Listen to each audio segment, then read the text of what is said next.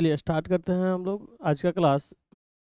और आज के क्लास में हम लोग सेकेंड चैप्टर विद्युत विभव और संधारित्र का ऑब्जेक्टिव क्वेश्चन को करेंगे। इसके पहले आप लोग प्लेलिस्ट से देख लीजिएगा। प्लेलिस्ट में शॉर्ट क्वेश्चन और लॉन्ग क्वेश्चन जो आपका दिया हुआ है, इंपॉर्टेंट क्वेश्चन, उसका वीडियो दिया हुआ है।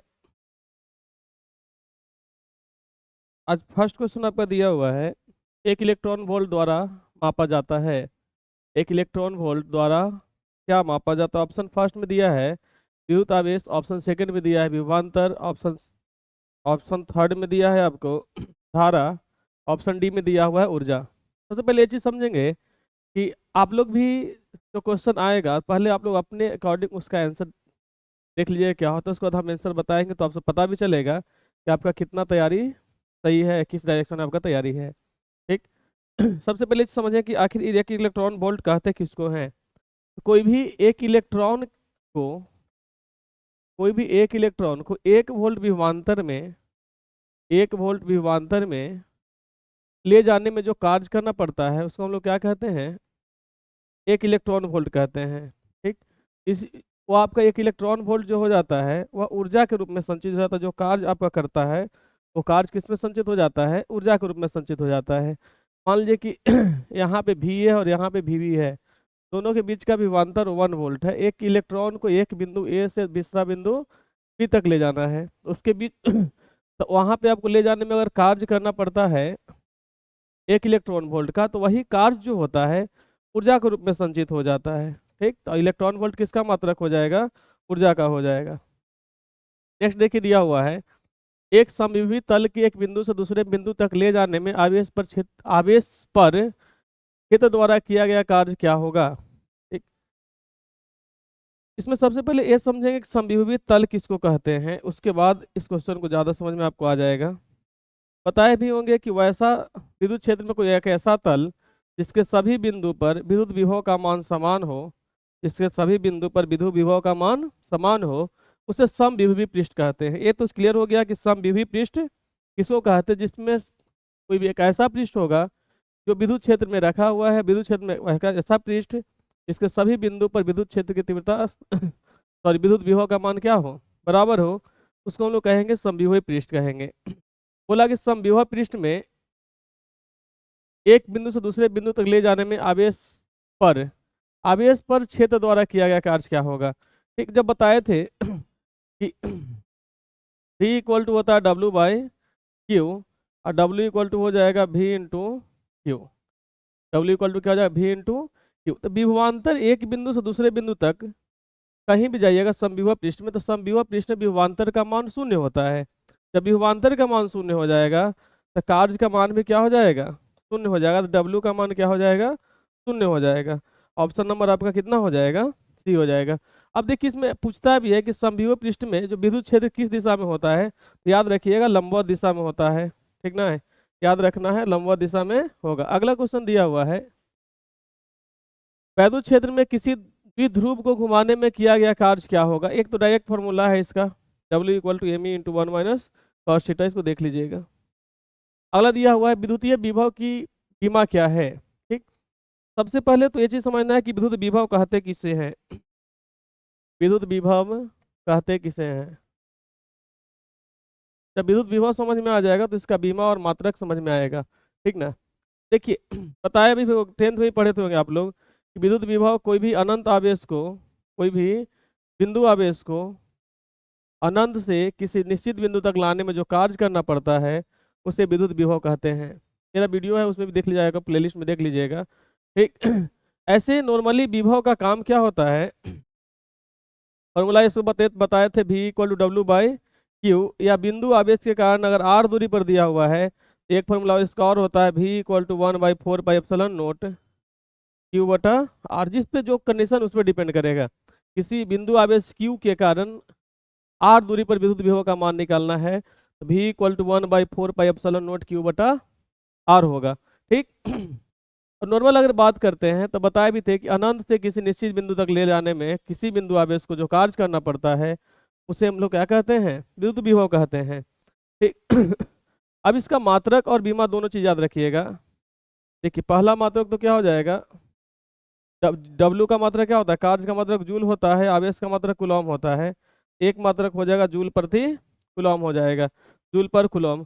या एक और मात्रक होता है विभव का, जिसको हम लोग कहते हैं वोल्ट। विभव का एसआई मात्रक बोलेगा तो विभव का एसआई मात्रक क्या हो जाएगा, वोल्ट हो जाएगा। अब बीमा निकालने की बात करते हैं, तो बीमा याद करने के लिए नहीं है, आपको समझ के इसको याद रखना है।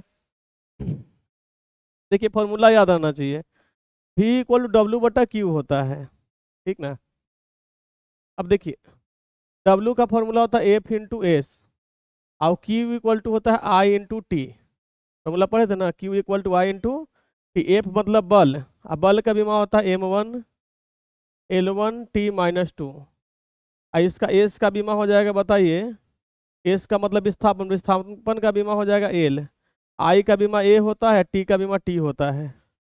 देखिए ऊपर से जब नीचे से पावर ऊपर में जाएगा तो माइनस में हो जाएगा, एम का पावर 1 L1 L2 हो जाएगा, टी का पावर माइनस टू, नीचे से पावर 1 है तो ऊपर जाएगा पावर -1 हो जाएगा, तो टी का पावर कितना हो जाएगा -3, और ए का पावर कितना हो जाएगा आपका -1 हो जाएगा। ऑप्शन नंबर कितना मिल रहा है, ए में मिल रहा है, ठीक। आपसे आपको एग्जाम में कोई ना कोई एक क्वेश्चन जरूर बीमा का पूछेगा, उसको याद रखना है। आगे देखिए क्वेश्चन जो बताए वही क्वेश्चन इसमें दिया हुआ है। किसी बिंदु आवेश Q से R दूरी पर, किसी बिंदु आवेश Q से R दूरी पर विद्युत विभव का मान क्या होगा। अभी बताया ना कि जब बिंदु आवेश रहेगा R दूरी पर तो विद्युत विभव V का मान 1/4πε0 Q बटा R होगा। मिलाई इसमें ऑप्शन में मिल रहा है 1/4πε0 Q बटा R। ऑप्शन नंबर कितना हो जाएगा, बी हो जाएगा। अगला दिया है विद्युत क्षेत्र ई और विद्युत विभव भी के बीच संबंध क्या होगा, ठीक। विद्युत क्षेत्र ई और विद्युत विभव भी के बीच संबंध क्या होगा। आपको एग्जाम में बहुत इंपॉर्टेंट क्वेश्चन है, शॉर्ट क्वेश्चन में देता भी है, दे भी सकता है कि विद्युत क्षेत्र और विद्युत विभव के बीच संबंध ज्ञात करें। विद्युत क्षेत्र और विद्युत विभव के बीच संबंध ज्ञात करें, ठीक। यहाँ पे इसका संबंध E equal to minus dV/dx होता है। E equal to minus dV/dx option में देखिए मिल रहा है कि नहीं मिल रहा है, -dV/dx। ऑप्शन नंबर ए में ही सही है आपका, ठीक। इसी को विभव प्रवणता भी कहते हैं। इस रिलेशन को हम लोग क्या कहते हैं, विभव प्रवणता। आता है बहुत बार पूछा है विभव प्रवणता से क्या समझते हैं, तो आप इसी इक्वेशन को लिखना होगा, यही विभव प्रवणता है। इसी को आपको प्रूफ करके दिखाना होगा। आगे दिया है अलग अलग त्रिज्याओं के दो गोलों पर समान आवेश दिए जाते हैं तो विभव का मान क्या होगा। त्रिज्या दो गोलक अलग अलग है। देखिए समझिए, याद करने का चीज नहीं, समझने का चीज है। ये समझ के याद रखेंगे तो ज्यादा दिन तक याद रहेगा। मान लीजिए कि एक गोला ये है और दूसरा गोला ये है। आप खुद से देख रहे हैं, एक बड़ा एक छोटा बनाते हैं, लग रहा है बराबर दोनों है ना। ये एक छोटा गोला है, एक बड़ा गोला है। इसका त्रिज्या कैपिटल आर और इसका त्रिज्या हम लोग स्मॉल आर मानते हैं, ठीक। तो बोला आपसे, आप खुद से सोचिए कि जिसका त्रिज्या छोटा है वो छोटा गोला, और जिसका त्रिज्या बड़ा है वह बड़ा गोला होगा। मतलब आर जो है स्मॉल आर से बड़ा है, कह सकते हैं आर जो है स्मॉल आर से बड़ा है। आपको पूछ रहा है तो विभव किस पे ज्यादा होगा, छोटा गोला पर ज्यादा होगा कि बड़ा गोला पर ज्यादा होगा, कि दोनों गोलों पर समान होगा, या गोलों के पदार्थ की प्रकृति पर निर्भर करेगा, ठीक। फॉर्मूला आपको याद होगा, विभव V इक्वल टू 1/4πε0 Q बटा R होता है, ठीक। हम ऐसे कह सकते हैं, देख के फॉर्मूला आपको समझ में आ रहा होगा कि V जो है ना डायरेक्टली प्रोपोर्शनल है Q का। Q का मान बढ़ेगा तो V का मान बढ़ेगा, मगर यहाँ पे V जो है इन्वर्सली प्रोपोर्शनल है R का। इन्वर्सली प्रोपोर्शनल है किसका, R का, ठीक। उस अकॉर्डिंग भी हम लोग देखेंगे तो R का मान अगर बढ़ाएंगे हम लोग, इसका मान बढ़ाएंगे, R का मान बढ़ाएंगे, तो V का मान कमेगा। R का मान बढ़ाएंगे तो V का मान क्या होगा, कमेगा। और R का मान कम करेंगे तो V का मान क्या होगा, अधिक होगा। उस कंडीशन में जब बड़ा वाला त्रिज्या रहेगा उस विभव का मान कम रहेगा, और छोटा वाला त्रिज्या रहेगा उस विभव का मान क्या हो जाएगा, अधिक होगा। तो छोटा गोला पर विभव का मान क्या हो जाएगा आपका, अधिक होगा, ठीक। आगे दिया है ए तथा बी के बीच समतुल्य धारिता क्या होगी। ए तथा बी के बीच समतुल्य धारिता क्या होगी। ठीक, अब देखिए आपका एक कॉम्बिनेशन है संधारित्र का। अब देखिए इसमें फर्स्ट कैपेसिटेंस ये सेकंड कैपेसिटेंस है। ठीक, अब ये दोनों में, ये दोनों आपका दिख रहा होगा पैरेलल कॉम्बिनेशन में है। आपका 3 माइक्रोफेराड और 2 माइक्रोफेराड दोनों किसमें है, पैरेलल कॉम्बिनेशन में है। और 5 माइक्रोफेराड जो ये दोनों के साथ में सीरीज कॉम्बिनेशन में है। ठीक, तो पहले ये दोनों का हम लोग कुल निकाल लेते हैं। कुल निकालेंगे इसका तो हो जाएगा आपका 3 माइक्रोफेराड, ऐसे भी कर सकते हो direct. C S equal to हो जाएगा आपका 3 microfarad plus 2 microfarad equal to 5 microfarad. अब जब उसको ऐड कर लेंगे तो डायग्राम कुछ यूं दिखेगा आपका, डायग्राम दिखेगा कुछ इस तरह से। और आपको इसके बीच का फिर निकालना होगा। यहाँ आपका हो जाएगा 5 माइक्रोफेराड और यहाँ पे हो जाएगा 4 माइक्रोफेराड। अब कह सकते हैं कि 5 माइक्रोफेराड और 4 माइक्रोफेराड, 5 माइक्रोफेराड और 4 माइक्रोफेराड श्रेणी क्रम में है। श्रेणी क्रम में है, जब श्रेणी क्रम में है तो इसका कुल प्रतिरोध क्या हो जाएगा, 1/5 प्लस 1 कितना 4, सॉरी पैरेलल में था, 1/5 प्लस क्या हो जाएगा 1/4। 5 और 4 का एलसीएम कितना होगा 20, और एलसीएम लेंगे तो 4 हो जाएगा, यहाँ पे 5 होगा। 1/CS इक्वल टू कितना हो जाएगा 9/20। आपका CS का वैल्यू कितना हो जाएगा 20/9, तो 20/9 माइक्रोफैराड हो जाएगा इसका आंसर। मिल रहा है, नहीं मिल रहा है, नहीं मिल रहा तो ऑप्शन नंबर ए में लिख लीजिए 20/9 माइक्रोफैराड। अगला दिया है, जब एक परीक्षण आवेश को अनंत से किसी विद्युत ध्रुव के लंब आर्धक के अनुदिश लाया जाता है तो किया गया कार्य क्या होगा। ठीक, सबसे पहले तो ये समझना है कि विद्युत द्विध्रुव कहते किसे हैं, पहले पढ़ाए भी हैं विद्युत द्विध्रुव किसको कहते हैं। कोई भी दो समान परिमाण के बिंदु आवेश, कोई भी समान परिमाण के दो बिंदु आवेश जिसकी जिसका गुण विपरीत हो, एक धन आवेश और एक ऋण आवेश, एक दूसरे से कुछ दूरी पर स्थित हो, अल्प दूरी पर, तो उसको लोग विद्युत द्विध्रुव कहते हैं। मतलब यहाँ पे -Q और यहाँ पे +Q।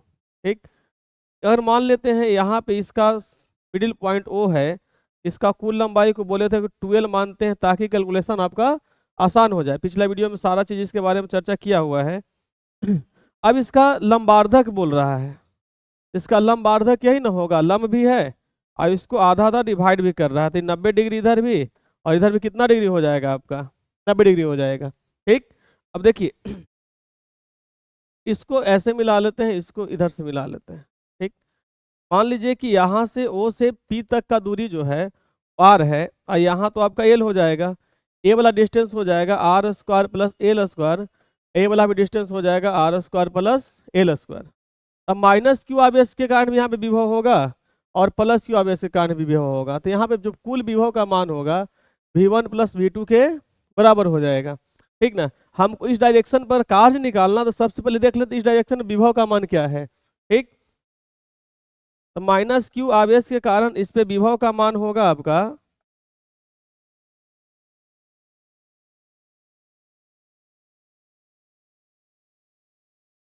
1/4πε0 -Q/√R² प्लस L² हो जाएगा।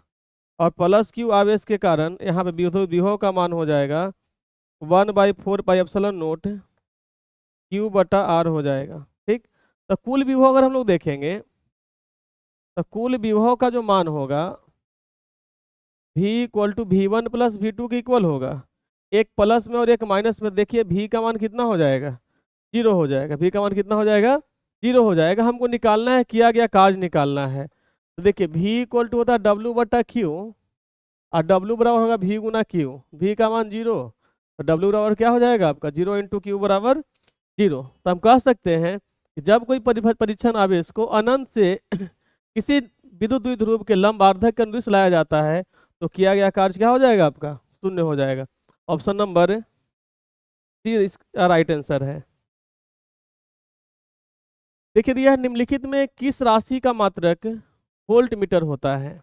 सबसे पहले ऑप्शन ए में दिया है विद्युत फ्लक्स, ऑप्शन बी में दिया है विद्युत विभव, ऑप्शन सी में दिया है विद्युत धारिता, ऑप्शन डी में दिया है विद्युत क्षेत्र। आपको डायरेक्ट आंसर ना बताते हुए सब ऑप्शन को डिस्कस कर लेते हैं, ताकि आपको इससे क्या हो कि एक ही बार में 4 क्वेश्चन आपका यहाँ पे क्लियर हो जाएगा। सबसे पहले समझिए विद्युत फ्लक्स किसको कहते हैं। बताए थे कोई भी बंद सतह से गुजरने वाली विद्युत क्षेत्र रेखाओं की संख्या को विद्युत फ्लक्स कहते हैं।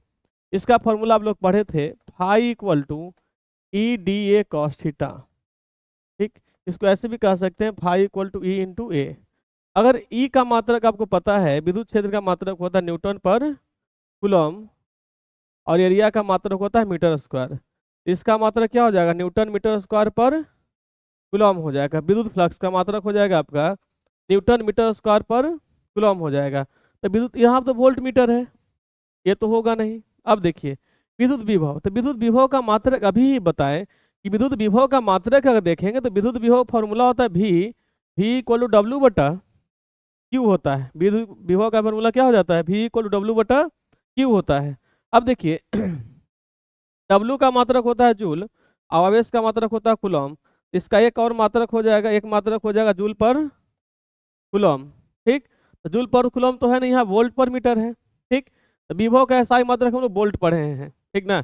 विभव का अगर एसआई मात्रक बोलेगा बाबू, तो विभव का एसआई मात्रक होता है वोल्ट होता है। ठीक, अब देखिए ये दोनों क्लियर हो गया, ये दोनों का तो है नहीं। अब देखिए तीसरा दिया है विद्युत धारिता। क्या दिया है, विद्युत धारिता। तो विद्युत धारिता का फॉर्मूला आप लोग पढ़े थे, संधारित्र की धारिता विद्युत धारिता का फॉर्मूला पढ़े थे। टी इक्वल टू होता है क्यू बटा भी। टी इक्वल टू क्या होता है, क्यू बटा भी। मतलब कूलम पर वोल्ट हो सकता है इसका, या इसका एक और मात्रक होता है फैराड होता है। क्या होता है, फैराड होता है। तो ऑप्शन ए भी नहीं होगा, ऑप्शन डी दिया हुआ विद्युत क्षेत्र दिया हुआ। क्या दिया, विद्युत क्षेत्र दिया हुआ है। विद्युत क्षेत्र अब 3 तो हो नहीं, तो होगा तो चौथा ही। मैं फिर इसको देख लेते हैं, क्योंकि विद्युत क्षेत्र का फॉर्मूला आपको हम पढ़ाए थे। आपको विद्युत क्षेत्र बराबर पढ़े हैं आप लोग, E equal to F by Q note पढ़े हैं। मतलब न्यूटन पर कूलम, एक मात्रक किसका हो जाएगा, न्यूटन पर कूलम। आप बोलोगे सर तो न्यूटन पर कूलम है नहीं, वहाँ तो वोल्ट पर मीटर है। एक बात और ध्यान दीजिए, अभी बताए थे विभव प्रवणता में E equal to minus D V upon D R. E equal to minus D V बटा डी आर। जब E equal to minus D V बटा डी आर होगा, तो आप बताइए E equal to minus D V बटा D R होगा, तो वोल्ट का, विभव का मात्रक वोल्ट और इसका मात्रक क्या हो जाएगा, मीटर। तो ऑप्शन नंबर कितना हो जाएगा आपका, डी हो जाएगा, सही हो जाएगा इसका ऑप्शन। ठीक, अगला दिया हुआ है आपका, निम्नलिखित में कौन सदिश राशि है। ठीक, निम्नलिखित में कौन सदिश राशि है। 12 क्लास के सिलेबस में एक बात याद रखिएगा कि मुश्किल से 5 या 6 क्वांटिटी ऐसा है जो सदिश राशि है। सबसे पहले आपको विद्युत क्षेत्र की तीव्रता, चुंबकीय क्षेत्र की तीव्रता, विद्युत द्विध्रुव घूर्ण और एक दो कंटेंट है जो आपका सदिश राशि है। मगर अधिकतर आपको अदिश राशि ही पढ़ना है, ठीक ना। आपका विद्युत विभव अदिश राशि है। अब हम यहाँ पे ये चीज़ समझना है, 11th का कंटेंट है, कंटेंट बाबू 11th का है, और वहाँ पे पढ़ना है 11th क्लास में सदिश और अदिश राशि, ठीक ना। सदिश राशि और अदिश राशि। तो आखिर सदिश राशि और अदिश राशि कहते किसे हैं, वहाँ पे आपने पढ़ा था कि जिस राशि का जिस राशि में परिमाण उसको अदिश राशि कहते हैं, और जिस राशि में परिमाण तथा दिशा हो उसको सदिश राशि कहते हैं। जबकि ऐसा नहीं है, ठीक ना। कुछ कुछ ऐसा भी सदिश राशि मिलता है या अदिश राशि मिलता है जिसमें दिशा भी रहता है, और वह सदिश नहीं रह के अदिश होता है। हम तो ऐसे कह सकते हैं कि सदिश राशि उस राशि को कहेंगे जिसमें परिमाण के साथ दिशा होना आवश्यक है, जिसमें परिमाण के साथ दिशा होना आवश्यक है। और अदिश राशि उस राशि को कहेंगे जिसमें परिमाण हो सकता है, परिमाण होगा और दिशा हो भी सकता है और नहीं भी हो सकता है। ठीक, आई बात समझ में। तो यहाँ पे क्या होगा आपका, ऑप्शन ए हो जाएगा अदिश राशि, ऑप्शन बी है सदिश राशि। विद्युत क्षेत्र की तीव्रता अभी बताएं, विद्युत आवेश अदिश राशि है, ये तो होगा नहीं। आवेश का पृष्ठ घनत्व, अब देखिए यहाँ पे कंटेंट एक आया आवेश का पृष्ठ घनत्व। ठीक, आवेश का पृष्ठ घनत्व, यहाँ से 3 कंटेंट आता, शॉर्ट क्वेश्चन पूछता भी है कि सर आवेश का पृष्ठ घनत्व किसे कहते हैं, कि आवेश का पृष्ठ घनत्व किसे कहते हैं। आपको आवेश का पृष्ठ घनत्व दे सकता है, आपका आयतन प्रसार दे सकता है, और एक होता है रैखिक घनत्व देगा, ठीक ना। तो लंबाई के अनुदिश आवेश में जो परिवर्तन होगा उसको हम लोग कहते हैं रैखिक वाला, और एक होता है क्षेत्रफल वाला, और एक होता है आयतन वाला, इसको थोड़ा देख लीजिएगा आप लोग, ठीक ना, बता दे क्या, बता ही देते हैं। और कोई मान के चलिए कि एक एल लंबाई का कोई चालक है, इस पे प्लस क्यू आवेश दिया जाए। एल लंबाई के चालक पर कितना आवेश दिया जाए, प्लस क्यू आवेश दिया जाए। इकाई लंबाई पर कितना हो जाए, क्यू बटा एल। तो हम कह सकते इकाई लंबाई के चालक पर या इकाई लंबाई के पदार्थ पर जो आवेश रहता है उसको रैखिक प्रसार कहते हैं।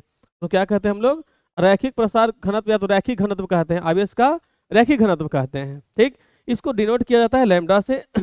लैम्डा इक्वल टू हो जाएगा क्यू बटा एल हो जाएगा, ठीक ना। उसी तरह से देगा आपको आवेश का पृष्ठ घनत्व क्या है, आवेश का पृष्ठ घनत्व क्या है। तो आवेश का पृष्ठ घनत्व इकाई क्षेत्रफल पर, इकाई क्षेत्रफल पर अगर इस मान के चलिए टोटल आवेश इस पर दिया है क्यू, इकाई क्षेत्रफल पर जो आवेश उपस्थित होगा उसको हम लोग क्या कहेंगे, इकाई क्षेत्रफल पर उपस्थित आवेश की मात्रा को आवेश का पृष्ठीय घनत्व कहते हैं। ठीक, आवेश का पृष्ठीय घनत्व। उसी तरह से अगर आपको आयतन घनत्व की बात करता है, इकाई आयतन में जो आपका आवेश की मात्रा रहेगा उसको हम लोग आवेश का आयतन घनत्व कहते हैं। ठीक, चलिए अगला क्वेश्चन की ओर बढ़ते हैं हम लोग। अगला क्वेश्चन दिया है विद्युत तीव्रता का मात्रक क्या है। अभी बताएं कि विद्युत तीव्रता का फॉर्मूला आपको होता है E equal to F by Q. F मतलब बल, बल का मात्रक न्यूटन होता है, आवेश मतलब आवेश का मात्रक होता है कूलम, तो हो जाएगा न्यूटन पर कूलम। मिल रहा है, नहीं मिल रहा है, नहीं मिल रहा है, चलिए अब नहीं मिल रहा देखा जाता है। अब देखिए और भी एक फॉर्मूला पढ़े थे, ई इक्वल टू 1/4πε0 क्यू बटा आर स्क्वायर, पढ़े थे ना। ई इक्वल टू 1/4πε0 क्यू बटा आर स्क्वायर। फॉर्मूला से ही आपका यूनिट आपका क्लियर हो जाएगा।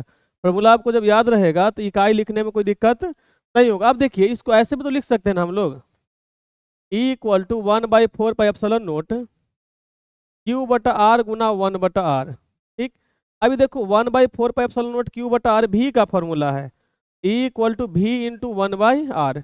तो बताइए v का मात्रक क्या होता है, वोल्ट होता है विभव का मात्रक, आर मतलब डिस्टेंस दूरी का मात्रक क्या होता है, मीटर। तो क्या हो जाएगा, वोल्ट पर मीटर। ऑप्शन नंबर किस में दिया हुआ है, बी में दिया हुआ है। ठीक, समझ समझ के याद रखना, रटने से नहीं आपको काम चलेगा, ठीक ना। यहाँ रटिएगा, कंफ्यूजन आपको रहेगा एग्जाम में, क्वेश्चन वहां पे गलत बना के आ जाइएगा।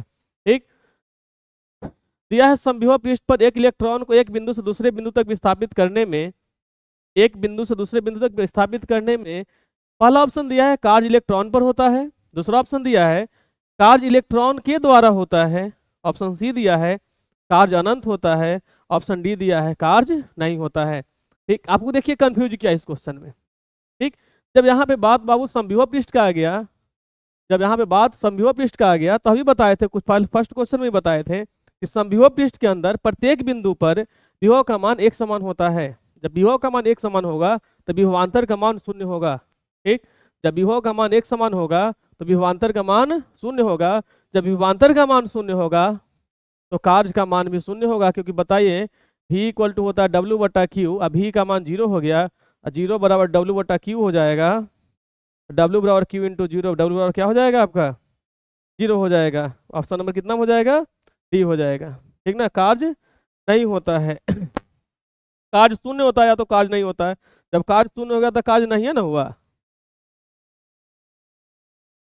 बोला गया आपसे एक गोलीय चालक को आविष्ट किया जाता है, तो इसके केंद्र पर विद्युत क्षेत्र की तीव्रता का मान क्या होगा। ठीक, अब देखिए कोई भी गोलीय चालक है, ठीक ना, कोई भी गोलीय चालक को जब आवेशित किया जाएगा उसके चारों तरफ आवेश एक समान रूप से वितरित होगा। जब एक समान रूप से वितरित होगा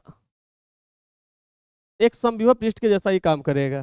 तो समविभव पृष्ठ के जैसा ही काम करेगा, इसके अंदर विभव का मान क्या हो जाएगा आपका, सब जगह एक समान हो जाएगा। इसके वजह से हम कह सकते हैं कि विद्युत क्षेत्र की तीव्रता का मान इसमें क्या होगा आपका, शून्य हो जाएगा।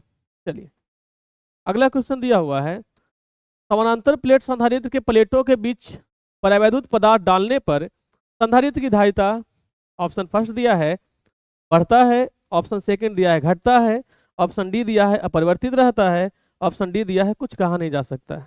ठीक, अब आते हैं हम लोग देखते हैं कि आखिर संधारित्र की धारिता, समानांतर प्लेट संधारित्र की धारिता होता क्या है। ठीक, अगर डायग्राम थोड़ा बहुत याद होगा यहाँ पे तो ऑब्जेक्टिव में उतना डिस्कशन कर नहीं सकते हैं, पर यह है कि एग्जाम टाइम तक आपको जो इंपॉर्टेंट क्वेश्चन शॉर्ट का है और लॉन्ग का है वो हम आपको करवा देंगे। आप लोग कंटिन्यू वीडियो देखते रहिए। उसमें डेली आपका एक वीडियो अपलोड करते हैं शॉर्ट क्वेश्चन और लॉन्ग क्वेश्चन के लिए, ठीक।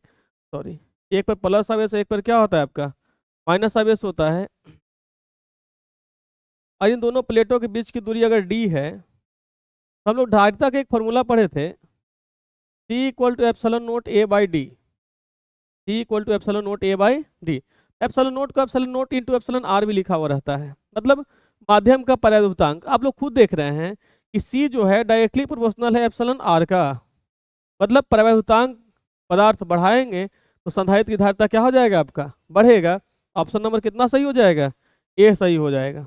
चलिए अगला दिया है, यदि दो आवेशों के बीच की दूरी बढ़ा दी जाए, ठीक, दो आवेशों के बीच की दूरी बढ़ा दी जाए तो आवेशों के विद्युतीय स्थितिज ऊर्जा का मान। अब यहाँ पे थोड़ा सा लॉजिक को समझना है, ठीक। अगर दो बिंदु आवेश है, एक प्लस क्यू और एक क्या है आपका प्लस क्यू और प्लस क्यू है, यहाँ पे अगर प्लस क्यू और प्लस क्यू रहेगा एक दूसरे को प्रतिकर्षित करेगा। प्लस क्यू और प्लस क्यू रहेगा तो एक दूसरे को क्या करेगा, प्रतिकर्षित करेगा। और उस कंडीशन में जब उसका दूरी बढ़ाएंगे तो बल का मान और कम जाएगा, दूरी बढ़ाएंगे तो बल का मान और कमेगा। और बल ही संचित होता है, आपका जो बल होता है वही कार्य करता है, वही आपका स्थितिज ऊर्जा में संचित होता है। जो उसके विरुद्ध में जो बल लगता है वही आपका स्थितिज ऊर्जा में संचित होता है। बताए भी थे, जब प्लस क्यू रहेगा, इसके बीच में मान लीजिए कि फोर्स लग रहा है प्रतिकर्षण का।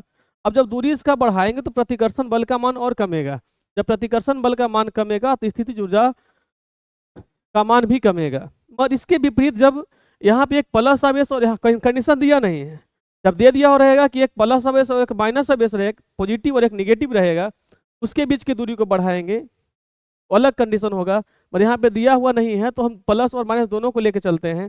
उसके अकॉर्डिंग अगर देखा जाए तो आपका स्थित ऊर्जा का मान जो है बढ़ भी सकता है और घट भी सकता है। ऑप्शन नंबर कितना हो जाएगा, डी होगा, वो सही होगा।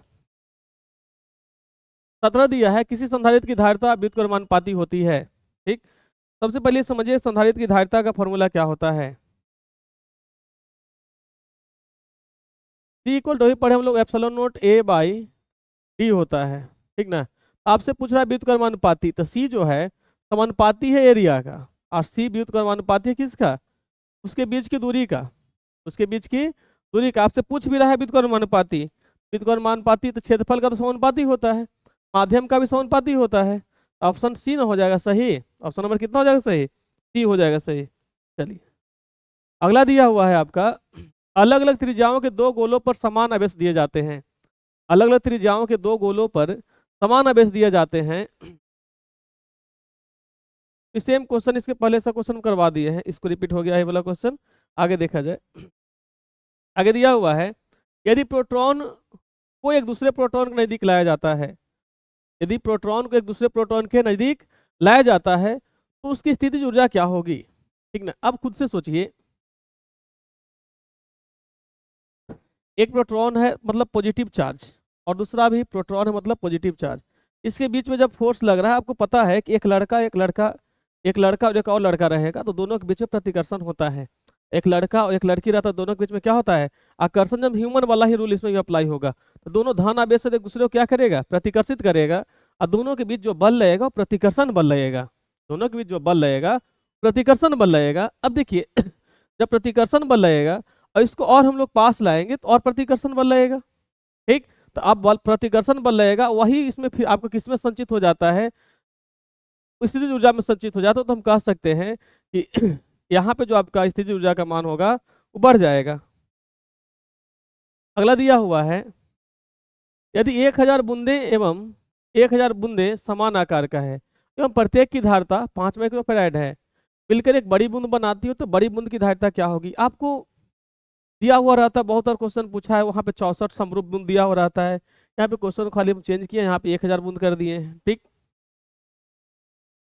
अब खुद से सोचिए कि जो 1000 बूंद मिलके बनाएगा बड़ा सा बूंद, तो जो छोटा बूंद है उसका आयतन और बड़ा वाला बूंद है, दोनों का आयतन क्या होगा, बराबर होगा। मान के चलिए कि पहले छोटा वाला बूंद ऐसा था, छोटा छोटा पानी का जो बूंद था, एक बूंद ऐसा था और एक बूंद ई बड़ा सा हो गया। आई सारा पानी उसमें, सारा बूंद जो है मिलके बहुत 1000 बूंद मिलके एक बड़ा बूंद बनाया। छोटा छोटा 1000 पानी का बूंद मिल करके एक बड़ा सा बूंद बनाया। तो हम कह सकते हैं कि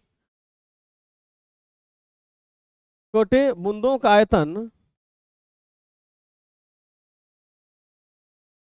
जो होगा ना, वह बड़े बूंद के आयतन के बराबर होगा।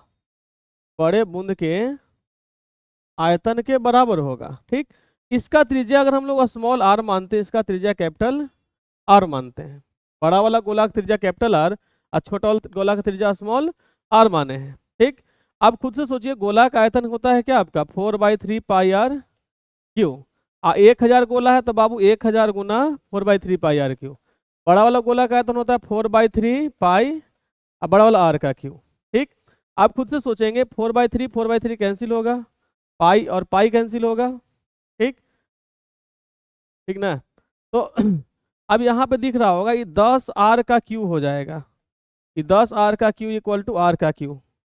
Base equal, sorry power equal तो बेस इक्वल, पढ़े हैं ना। आपका पावर दोनों में इक्वल है तो बेस क्या हो जाएगा इक्वल। तो आर बराबर कितना आर हो जाएगा 10 आर। बड़ा वाला आर बराबर 10 गुना छोटा वाला आर। यहाँ तक तो बात समझ में आ गया होगा। ठीक। अब आपसे बोला है क्या कि जो बड़े बूंद की धारता निकालना है। आपको क्या निकालना है, बड़े बूंद की धारता निकालना है। ठीक। तो छोटा बूंद का धारता कितना है, आप पढ़े थे गोलीय चालक की धारिता। गोलीय चालक की धारिता का फॉर्मूला, एक ऑब्जेक्टिव भी आपका क्लियर हो जाएगा यहाँ से, याद रखिएगा। गोलीय चालक की धारिता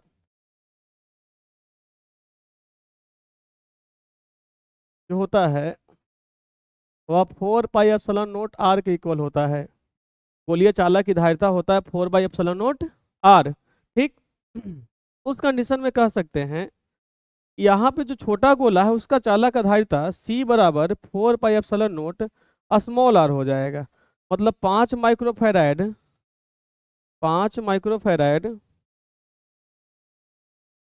बराबर 4 पाई एप्सिलॉन नॉट आर। ठीक। अब आपसे पूछ रहा है बड़ा वाला गोला का धारिता, तो बड़ा वाला गोला का धारिता होगा 4 पाई एप्सिलॉन नॉट बड़ा वाला आर। ठीक ना। अब बड़ा वाला आर का जो वैल्यू है वो 10 गुना आर के इक्वल है। ठीक। तो इसको 10 गुना 4 पाई एप्सिलॉन नॉट आर लिख सकते हैं। इसका वैल्यू देखिए यहाँ पे दिया है 5 माइक्रोफैराड। इसको मल्टीप्लाई करेंगे तो 10 गुना 5 बराबर कितना हो जाएगा 50 माइक्रोफैराड। ऑप्शन नंबर ए जो है सही दिया हुआ है। ठीक। आगे बढ़ते हैं। अगला क्वेश्चन दिया है 2 कूलम आवेश को एक बिंदु से दूसरे बिंदु तक ले जाने में 20 जूल चार्ज की आवश्यकता होती है। तो इन दोनों बिंदुओं के बीच वोल्ट में विभवांतर क्या होगा। ठीक। आप खुद से देखिए यहाँ पे दिया हुआ है आपका Q का मान दिया है 2 कूलम और W का मान दिया है 20 जूल। अभी पढ़े हम लोग V इक्वल W बटा Q होता है। W का मान 20 है, इसका मान कितना, तो कटेगा तो कितना हो जाएगा 10 वोल्ट आएगा। तो कितना हो जाएगा ऑप्शन नंबर ए इसका सही हो जाएगा। ठीक। अगला दिया है 3 संधारित्र जिनमें प्रत्येक की धारिता C है। 3 संधारित्र जिसमें प्रत्येक की धारिता क्या है C है, श्रेणी क्रम में जोड़ा गया है। संधारित्र को इसमें जोड़ा गया है, श्रेणी क्रम में जोड़ा गया है। तो परिणामी धारिता का मान क्या होगा। ठीक। अब खुद से सोचिए श्रेणी क्रम किसको कहते हैं, ऐसे यही ना श्रेणी क्रम है। ठीक। जब श्रेणी क्रम में जोड़ा गया है इसकी धारिता क्या है, यही ना पूछ रहा है आपसे। अब खुद से बताइए, यहाँ पे इसका C है, इसका भी धारिता C, इसका भी धारिता C है। श्रेणी क्रम संयोजन का, संधारित्र में श्रेणी क्रम संयोजन का फॉर्मूला आप पढ़े थे 1/CS। CS मतलब C और S मतलब सीरीज। ठीक। 1/C plus 1/C plus 1/C 3 वो संधारित्र है। C आपका एलसीएम हो जाएगा 1 + 1 + 1। ठीक। आपका 1/CS इक्वल टू हो जाएगा 3/C और आपका CS का जो वैल्यू होगा वो C/3 के इक्वल हो जाएगा। ठीक ना। क्रॉस मल्टीप्लाई करेंगे तो क्या हो जाएगा C/3। ऑप्शन नंबर कितना हो जाएगा C हो जाएगा। ठीक। अगला क्वेश्चन दिया है किसी चालक की विद्युत धारिता का व्यंजक क्या है। आप लोग संधारित्र की धारिता में पढ़े थे कि किसी भी चालक पर जब आवेश का मान बढ़ाएंगे तो उससे विभव का मान बढ़ता है। Q का मान बढ़ाएंगे तो V का मान क्या होगा, बढ़ेगा। पढ़े थे ना ऐसा? तो Q समानुपाती होता है किसका, V का। मतलब Q का मान जब बढ़ाएंगे तो V का मान क्या हो जाएगा, बढ़ेगा। तो Q इक्वल, जब प्रोपोर्शनलिटी का सिंबल हटाएंगे तो कांस्टेंट के फॉर्म में हमको क्या मिलेगा, C मिलेगा। तो Q इक्वल टू क्या हो जाएगा, CV। और C इक्वल टू क्या हो जाएगा, Q बटा V होगा। यही ना संधारित्र की धारिता था। ऑप्शन नंबर, देखिए ऑप्शन नंबर ए में मैच कर रहा है। ठीक, आगे देखिए दिया हुआ है किसी संधारित्र की धारिता का मात्रक क्या होता है। ठीक, देखिए अभी C इक्वल टू क्यू बटा भी पढ़े, एक तो मात्रक ई भी हो जाएगा, कूलॉम पर वोल्ट भी हो जाएगा, कूलॉम पर वोल्ट भी, मगर यहाँ पे है नहीं। या देखिए वोल्ट होता है विद्युत विभव का मात्रक, इसके किसका मात्रक होता है, विद्युत विभव का। न्यूटन होता है बल का मात्रक। फैराड होता है आपका, किसका मात्रक फैराड होता है, संधारित्र की धारिता का मात्रक होता है फैराड। ऑप्शन नंबर सी सही होगा। एम्पियर पूछेगा तो एम्पियर विद्युत धारा की मात्रक है। ठीक, आगे दिया है वायु में गोलीय चालक की धारिता समानुपाती होती है। अब गोलीय चालक की धारिता का फॉर्मूला आपको याद रहना चाहिए बाबू। गोलीय चालक की धारिता का formula C equal to 4πε0 R होता है। C इक्वल टू 4πε0 क्या होता है, R। उस कंडीशन में हम लोग कह सकते हैं कि C जो है वह समानुपाती है किसका, R का। C जो है समानुपाती है किसका, द्रव्यमान का तो है नहीं, ये तो नहीं होगा। त्रिज्या दिया हुआ है, त्रिज्या का है ना। आयतन भी नहीं होगा और क्षेत्रफल भी नहीं होगा, क्योंकि आयतन क्षेत्रफल तो इसमें दिख ही नहीं रहा है। ऑप्शन नंबर कौन सा सही हो जाएगा, बी सही हो जाएगा। ठीक, अगला दिया है किसी संधारित्र पर आवेश की स्थिति ऊर्जा के व्यंजक क्या है। किसी संधारित्र पर आवेश की स्थिति ऊर्जा का व्यंजक क्या है। देखिए C इक्वल टू, सॉरी स्थिति ऊर्जा ना पूछ रहा है आपसे, स्थिति ऊर्जा का व्यंजक होता है हाफ CV²। क्या होता है, energy E equal to half CV²। देखिए पहला चीज, ये दोनों तो ऐसी गलती होगा कि एनर्जी को तो एफ से सूचित नहीं करते हैं, एफ से बल को सूचित करते हैं, ये भी नहीं होगा।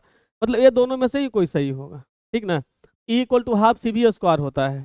ठीक, कहीं कहीं पे इसको चेंज किया हो रहता है ऐसे भी, तो देखिए C इक्वल टू होता है Q बटा V। अब V इक्वल टू वालों QC रख दें, V इक्वल टू क्या रख दें, Q बटा C। इसको ऐसे भी चेंज कर सकते हैं और भी फॉर्मूला इसका बनता है। तो V इक्वल टू क्या हो जाएगा, Q बटा C। तो यहाँ पे अगर हम लोग देखेंगे तो हाफ C गुना Q² बटा C² रखेंगे तो C से C कटेगा। एक एनर्जी का और फॉर्मूला हो जाएगा, हाफ Q² बटा C हो जाएगा। ठीक, एक फॉर्मूला था हाफ CV², एक फॉर्मूला हो जाएगा हाफ Q² बटा C। अब देखिए अगर C equal to Q by भी पुट कर देंगे वहां पे, E इक्वल टू होता है ना आपका, E इक्वल टू क्या होता है, हाफ CV² और C इक्वल टू अगर Q बटा भी पुट करते हैं तो भी कुछ फॉर्मूला बनना चाहिए आपका। बटा क्या हो जाएगा, भी, यहाँ से भी कट जाएगा, तो भी कटेगा आपका, तो क्या आ जाएगा, हाफ Q भी, ये भी एक फॉर्मूला मिल जाएगा। ठीक ना, आपका ऑप्शन नंबर कितना सही हो जाएगा, ऑप्शन नंबर ए जो होगा वह सही होगा। ठीक, अब दिया अगला, दो चालकों के बीच आवेश वितरण से, दो चालकों के बीच आवेश वितरण से किसका ह्रास होता है। दो चालकों के बीच आवेश वितरण से ऊर्जा का ह्रास होता है। ठीक,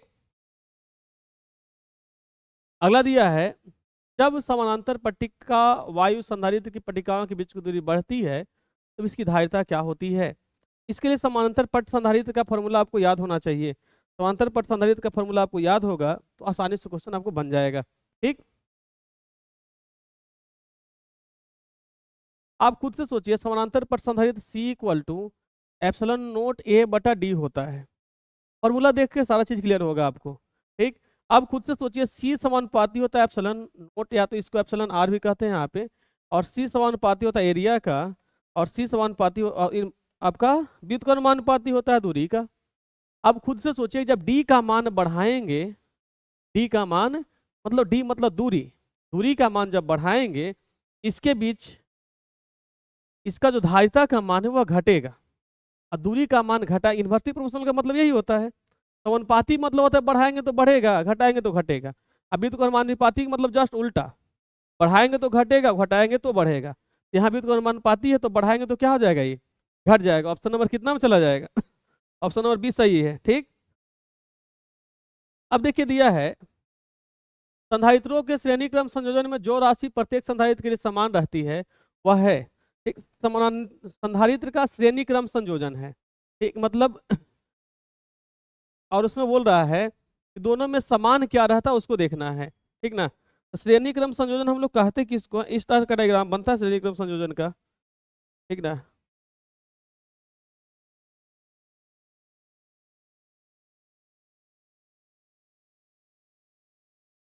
मान लीजिए 3 संधारित्र जुटा हुआ है आपको किसी सर्किट से और इस टाइप से। इस कंडीशन में याद रखिएगा संधारित्र का जब श्रेणी क्रम संयोजन होता है, संधारित्र का जब श्रेणी क्रम संयोजन होता है तब में विभव का मान अलग अलग होता है। खुद से देखिए ये अलग अलग टर्मिनल से दोनों ऐड है तो सब में विभव का मान अलग, यहाँ विभव अलग, यहाँ विभव अलग, यहाँ विभव अलग, मतलब V1 V2 और V3 सबका अलग है। ठीक, जब विभव का मान अलग होगा तो आप याद रखिएगा आवेश का मान क्या हो जाएगा, एक समान होगा। तो हम कह सकते हैं जब संधारित्र को श्रेणी क्रम में संयोजित किया जाता है, जब संधारित्र को श्रेणी क्रम में संयोजित किया जाता है आवेश का मान एक समान होता है। आपको पूछ सकता है कि संधारित्रों को श्रेणी क्रम संयोजन का फॉर्मूला क्या होता है, तो संधारित्र को श्रेणी क्रम संयोजन को सूचित करते हैं हम लोग CS से। यहाँ 1/CS का फॉर्मूला होता है 1/C1 + 1/C2 + 1/C3, जितना रहेगा उसको ऐड कर सकते हैं। जस्ट इसके विपरीत पढ़े थे आप लोग 10th क्लास में पढ़े थे, वहां पढ़ना था प्रतिरोध। याद रखिएगा प्रतिरोध का इसमें उल्टा होता है। ठीक, जब प्रतिरोध का श्रेणी क्रम संयोजन होगा तो वहाँ RS इक्वल टू पढ़े थे R1 + R2 + R3। ये नहीं सोचिएगा कि दोनों सेम है। ठीक, प्रतिरोध का जस्ट इसमें उल्टा होता है।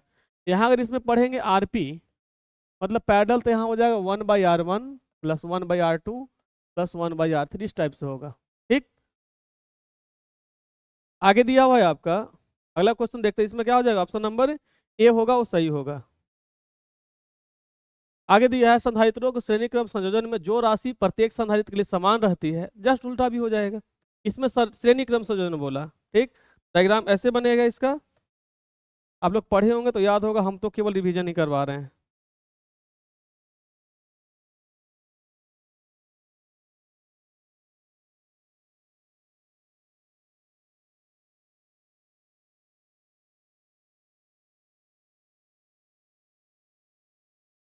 देखिए ये आपका श्रेणी क्रम संयोजन है, तीनों एक ही टर्मिनल से ऐड है तो सब में विभव का मान सेम है, सब में विभव का मान क्या है, सेम है, और सब में आवेश का मान अलग अलग है। यहाँ पे Q1 हो जाएगा, यहाँ पे Q2 हो जाएगा, यहाँ पे क्या हो जाएगा Q3 होगा। तो हम कह सकते हैं कि जब समानांतर क्रम में संयोजन होगा, समानांतर क्रम में जब संयोजन होगा तो आपका ऊर्जा इसमें विभवांतर का मान सब पे क्या होगा, एक समान होगा। ठीक ना, विभवांतर का मान क्या होगा, सब पर एक समान होगा। इस वीडियो में बस इतना ही। इसके सेकेंड पार्ट में फिर हम लोग 30 से 40 क्वेश्चन सोल्व करेंगे और उसके बाद फिर नेक्स्ट चैप्टर फिर आपका वीडियो रहेगा। आप लोग नहीं देखे हैं तो आप इसके पहले एक वीडियो और डाला हुआ है विद्युत आवेश और क्षेत्र का, उसको भी आप लोग देख लीजिएगा।